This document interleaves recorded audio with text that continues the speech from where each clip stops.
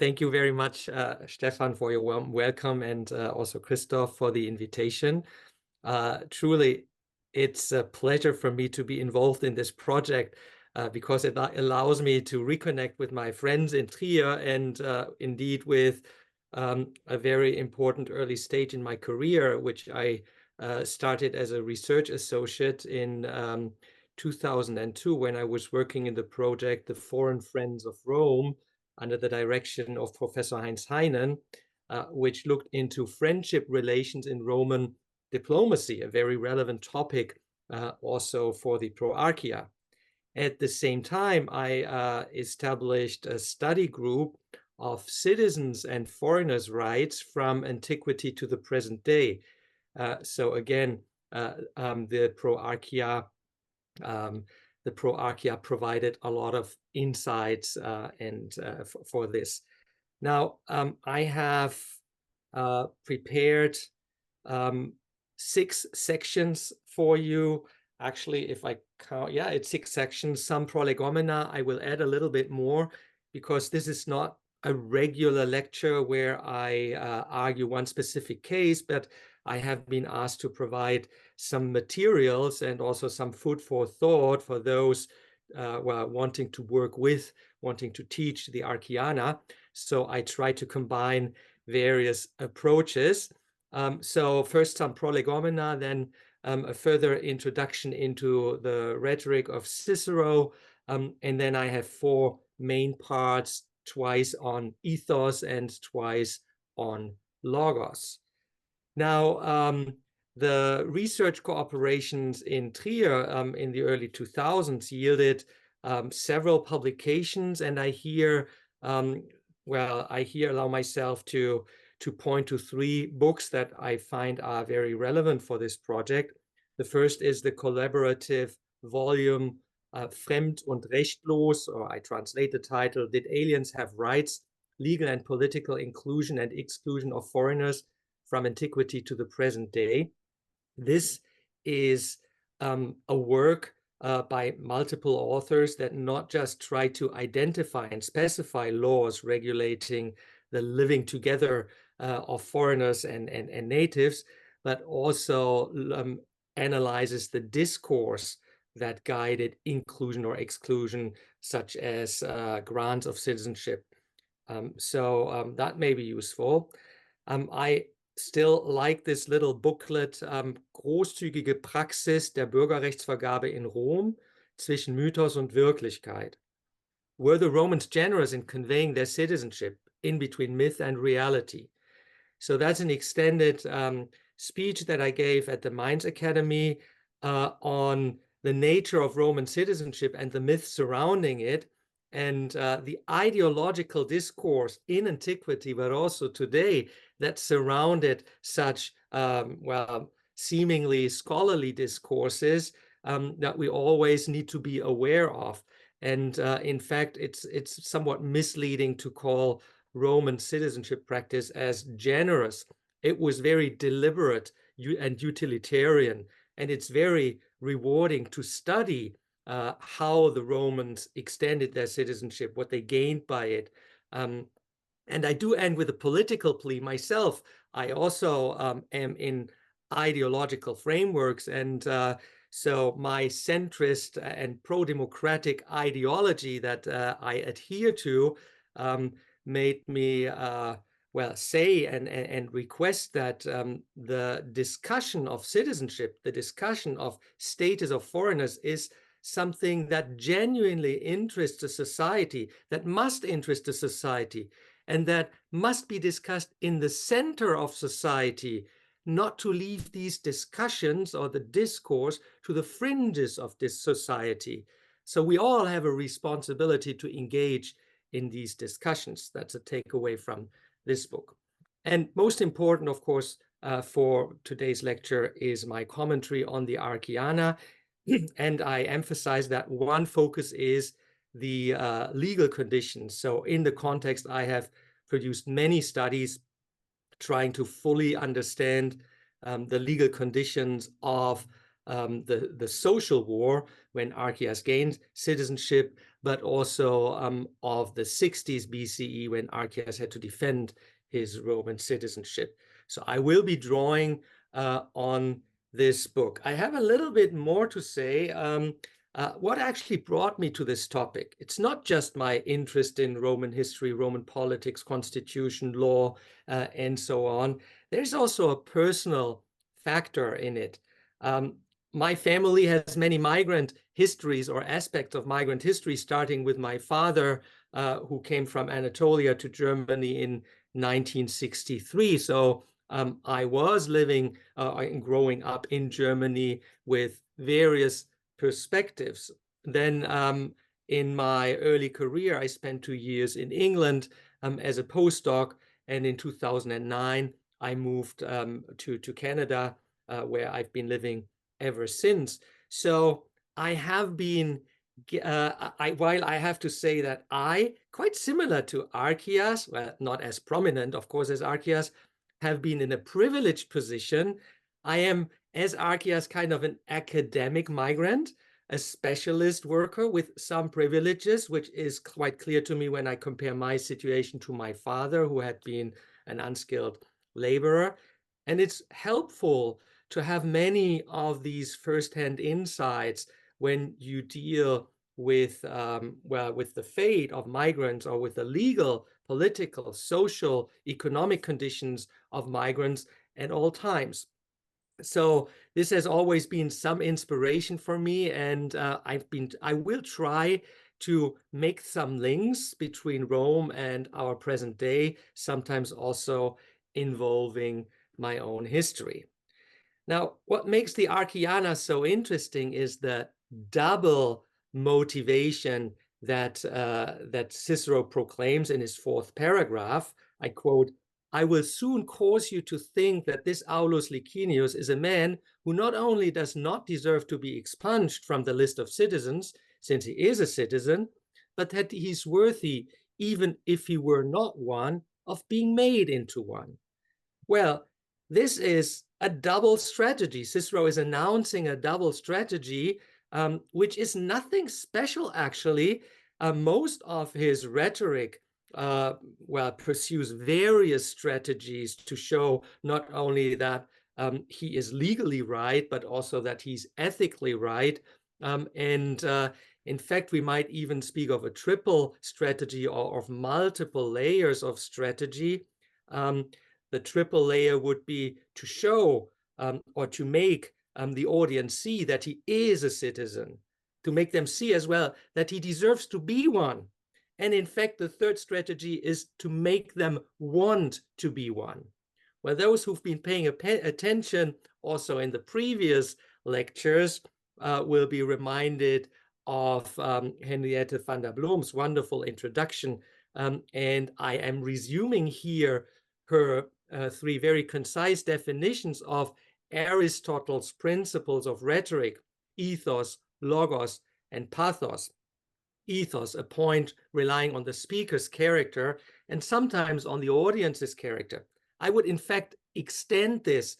Everyone involved in a case as a witness of either side is, everyone's character can come under scrutiny to be utilized in the argumentation.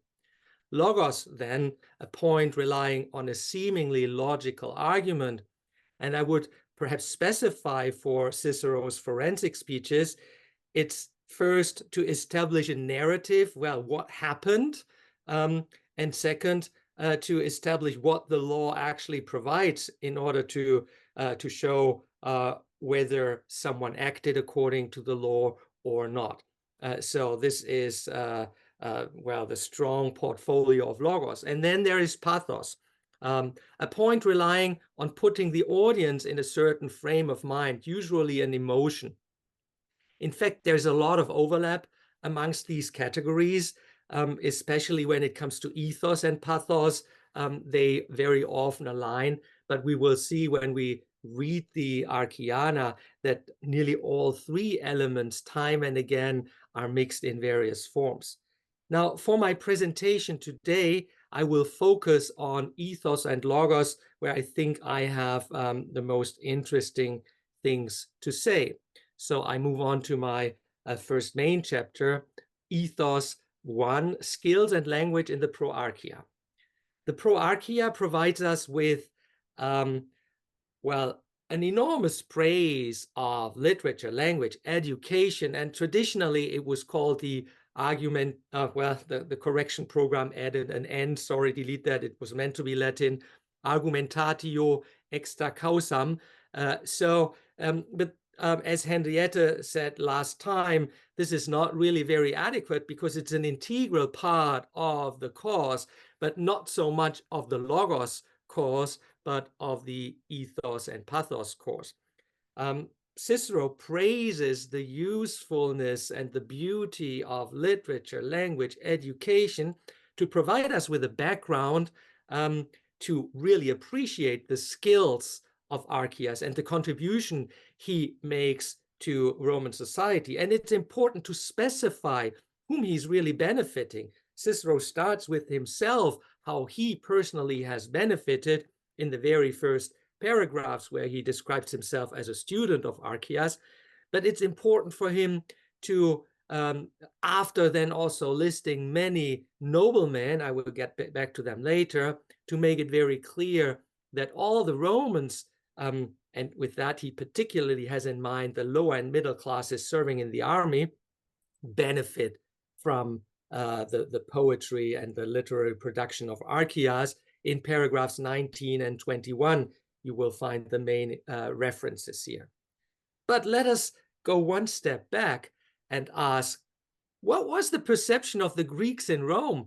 I should have said before that, yes, Cicero did not just speak of education and literature, but specifically of Greek education, Greek literature, Archias being promoting or a promoter of Greek literacy.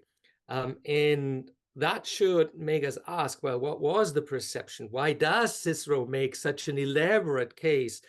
And by no means did all Greeks have a good reputation, or Greek education only have a good reputation. Yes, many, especially in the upper classes, did appreciate Greek education very much, but in the middle and lower ranks, perception was different. And in fact, also in aristocratic writing, we find lots of stereotypes. In Cicero himself, think of the Pro Flacco, written 3 years later, where he uses all the negative stereotypes against the Greeks because the Greeks were supporting the other party, the accusation. So Cicero very opportunistically switches sides and presents the Greeks as fickle, unreliable, untrustworthy. And the most often quoted example of how Greeks were perceived is the philosopher embassy of 155 BCE, the leading philosophers of Athenian schools, Carneades, Diogenes, and Critolaus, came to Rome, held a public speech on the greatness of justice, and then the other day they did the opposite, saying that justice doesn't serve politics at all. And the Romans were very much taken by surprise and confused, and Cato made it happen that they were expelled from Rome as rebel rousers. And that really captures the spirit, the traditional view that many Romans would have on Greeks. And another facet of this we find expressed in the introduction of Cicero Tusculan Disputations, where he says, yes, the Greeks have contributed so much to our education, but we can make things always better. They are very theoretical, but we can apply it to practice. That too is a recurring stereotype that we find. So the point that I'd like to make here is how ideologized discourse on migrants, on foreigners may be. So if you have a benefit, if you want to promote them, you look at the great contributions, the greatness of their skills. But if you have prejudices, or if their case, their presence does not help you, or even help your opponents, you are inclined to look at the negative stereotypes, often coming with with unsustained generalizations. And xenophobia is a very interesting term in this context.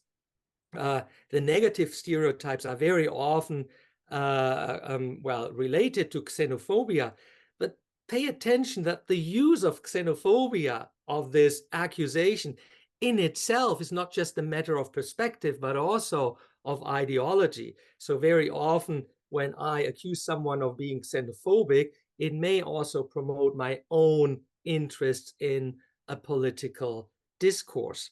So we see such examples in the past and in the present when we think of discourses on migrant workers, when we need them urgently, when there is a shortfall of general workers, physical laborers, or of skilled workers, then there is so much positive talk about it in public media, amongst employers, amongst politicians. But when there is a shortage of work, the public discourse switches to stereotypes and very many ugly things. So I think there are many bridges that can be built. I'd like to stay within ethos one and specify one very important aspect, namely language. Language is not just to be seen as, well, within a utilitarian argumentation, but it's so much more ingrained in us. It's part of our identities. And well, many Romans were not comfortable with Greek taking over, Greek being so much more important, whereas the Romans were ruling the world. Now, Horace encapsulated this situation in his beautiful verses, Graecia capta ferum victorem cepit et artes intulit agresti latio. Captured Greece, captured the savage conqueror, and brought her arts into rustic Latium. Of course, Horace himself says that with a grain of salt, because he enjoys Greek education, perhaps as no one else in Rome, but he also sees the tensions and the discussions in society. We have so many of these tensions and discussions in our modern world, in our modern Western world, in Europe. Think only of the many language conflicts, language as part of national conflicts. In Europe, the most obvious example would be Belgium, where we have Flemish and French-speaking communities, and the German-speaking communities very often forgotten in that kind of conflict. And well, we have a parallel example, Quebec, and there's always political conflict. And I find it not helpful that too quickly one side approaches accuses the other of being xenophobic and so on. There is very little really effort of listening to each other, understanding concerns of the others. It's rather much more often a power, a fight for power. So a very difficult thing. And underneath the surface, we do find such discourse also in the context of the Archiana. Another aspect, well, let's think of how your mother tongues have changed over the last 20 years. I think I have a very keen perspective of that because I return to Germany for a couple of weeks every year. And now, after living here in Canada for 15 years, I'm shocked to hear how Germans speak. There is so much English, which I do understand, but it confuses me to hear my nephews and nieces have English in every of their German sentences. In fact, even in state news, the reporters no longer shun away from, well, anglicizing so many words. Very confusing. It's also a political matter. There are some who resent it so much that this becomes part of the political discourse, and well, it merges into nationalistic discourses. But so I don't want to be judgmental. Just make this observation, and I think all the participating language groups can benefit of drawing these connections. I would actually like to reconnect to our welcoming moment when Christoph invited everyone to say a welcome in her or his own language. Well, let's be aware that this very gentle and generous invitation is also within an ideological framework. For me, it's important not to use ideological in a negative way, but in a descriptive way, and also in a self-critical way. Whatever we do also is in an ideological framework. Now, I have one last example, but on international caregivers, a big thing in Germany recently, quite interesting how the discourse has changed about whether a caregiver should know the language or the culture of the people that are being taken care of or not. I have to cut this short in order to stay within my time frame. I may come back to it. Ethos 2, social relation in the Pro Archia. Social relations, friendship bonds, are a very important topic underlying a lot of the narrative, but being very condensed in paragraphs 5 and 6. I here give you the Latin text not to read it out, but just to highlight or to bolden the names: Marius, Catullus, the Luculi, Metellus Numidicus.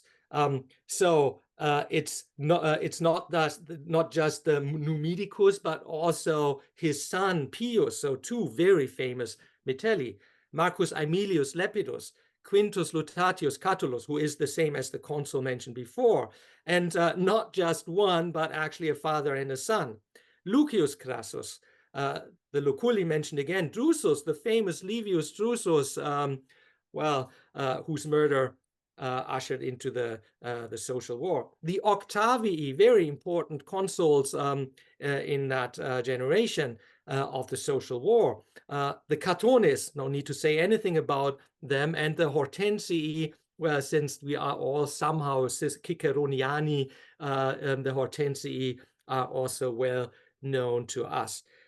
So recounting today, yesterday night when I finished my first draft, I counted 11, but since some are mentioned repeatedly, we have 10 names, not just of individuals, but of very families, of top families, leading in Roman society in, say, the first half of the 1st century BCE. It's not just quantity, it's not just the social level, but then we also see how Cicero varies expressions of friendship, of personal relations. So absentibus notus, he was already known to those who were absent. So that is a first introduction.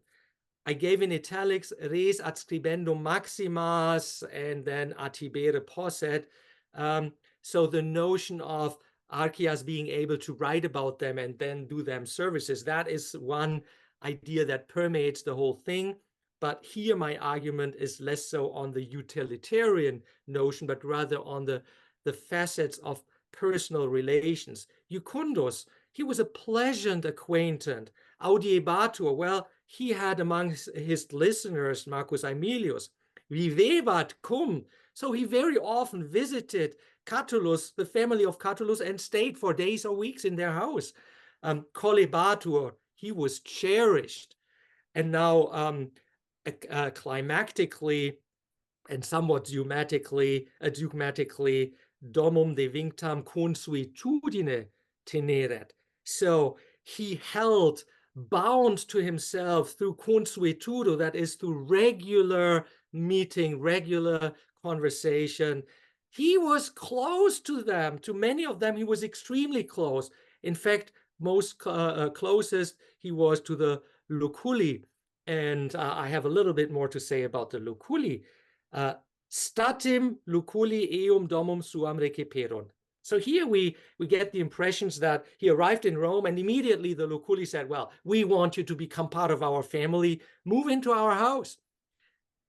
Interesting is what is not said here. Most likely it was the father of the two Luculi brothers who got in touch with Archias in southern Italy, in Sicily.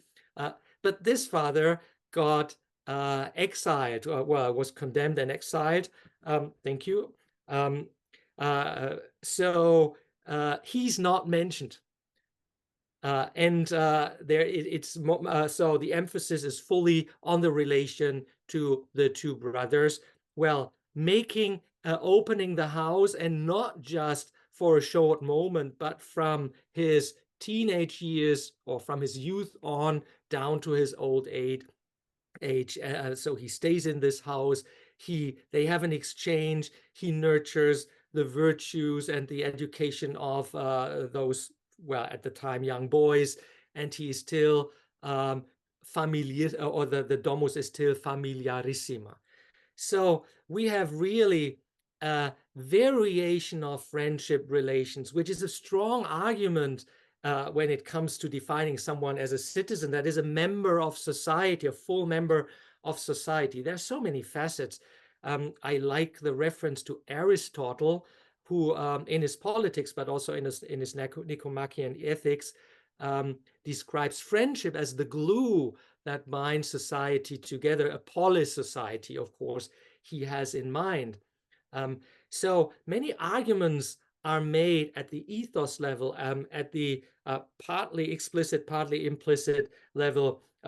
Silence is also important. Who is not mentioned? Not just the Lucullus father, but also Sulla, at least not in this list of friends, only as an exemplum, as a fun example later on. Very important. They are filtered out. And what does it mean to have these friends? There are multiple meanings. One meaning is that every single friend is a witness or can give testimony to the integrity of this man. But there is also another connotation. Well, if you, jurors, expel Archias, be aware whom you are opposing. It's the whole aristocracy who is siding with Archias. So I keep my modern reflection shorter, but it's, I think, very obvious that social integration is such a strong factor when it comes to discussing migrants, and when we judge, or it's a deciding criterion whether we say, well, they are socially integrated, they are not. They want to be integrated, they make an effort, they can stay, and the others better leave or not. So I think many bridges can here be made. I move on to logos, the letter and the spirit of the law in the Pro Archia. Law matters. Many modern scholars think law does not matter and everything is decided by social relations or by political discourse. And I say, no, law is an essential element within the discourse. Law shapes the fate of humans. And it's not just the spirit of the law, it's also the letter of the law. And Cicero is fully aware of it. The dual strategy that I introduced at the beginning of my speech actually reflects it. You have the strongest case when you show that my defendant, Archias, has acted rightly according to the spirit and to the letter. An example in the specific argumentation is the local citizenship of Heraclea, which was difficult to prove. But Cicero does not just say, hey, it doesn't really matter whether he had that or not. He could have taken so many others. Yes, he does say he did have the others. He could have taken them, but not to downplay his duty to prove that he also had citizenship in Heraclea. He not only explains why the document of his enrollment as citizen is no longer there and could not be there because the archive had burned down, but he makes the defense makes the effort to bring in an embassy from Heraclea, which is very costly. But of course, the Luculli could afford it for their friend and family member in inverted commas. So what else can be required to prove by the letter that he was a citizen of Heraclea, which was necessary to show that every detail, every step of the franchise procedure had been correct. Another example of where details matter is the 60-day time frame. I would have some reflection about what it meant during the social war to do all of these things. in 60 days. That was very tight. It was nothing generous. It was very tight, very protective of Roman citizenship. The day counting is a bridge for me to give a modern example from my own life, from my situation in Canada. I have to count days. I had, when I was applying for permanent residency, I needed to account for the single days that I spent in Canada and outside. Now we are facing our application for Canadian citizenship. We have to we have to account for the days that we spend in and out, and we must not go wrong with the days. It's not just enough to have the minimum days, of which we have plenty, but if we give wrong information,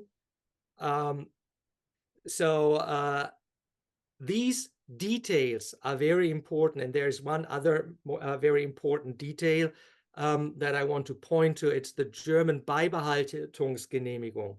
Now I, as a German citizen, can apply for Canadian citizenship and no longer need the permission to maintain German citizenship. This law was passed by German Parliament on 19th January in 2024. So by the spirit of the law, I could apply right now. In practice, I have to wait precisely until the law comes into force the 27th of June. If I do it a day earlier, my German citizenship may be forfeited. I browse through. I have one further section in which I argue for law also mattering for political and historical analysis, but I can just end here and refer to what I have already published on this matter, and just go to the final conclusion of the importance of studying also Roman law when it's about Roman history or Roman literature. So many facets can be learned.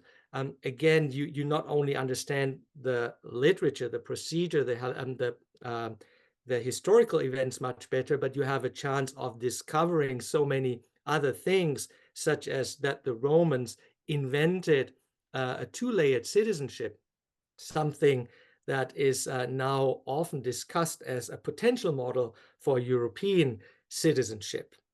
And last but not least, I think that's a good closing remark, is ideology matters. Ideology permeates politics, law, historical analysis, many things that we do and say. It's very useful to draw the attention of our students, of ourselves, of how what we do and say is framed by ideology. Thank you very much.